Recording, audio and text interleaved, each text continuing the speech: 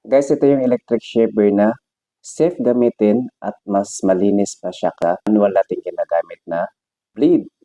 Ayan, ito kasi safe at napakalinis tingnan. Ayan, i-try po natin na.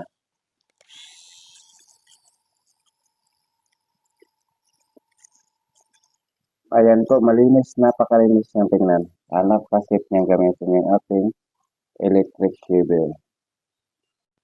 And of course, hindi lang yan kasi yung ating electric shaver ay may kasama na po siyang nose hair trimmer. Ayan, tanggalin lang po natin yung ating shaver tapos palitan natin ng nose hair trimmer. Ito po yung ating nose hair trimmer. Ito yung shaver, ito yung nose hair trimmer. So, papalitan lang po. Ayan po, ganyan lang po siya. Kadaling palitan. Tapos, pag i-try naman natin dito sa halimbawa na may mga buhok tayo dito sa ilong natin is iti-trim lang po natin gamit ito.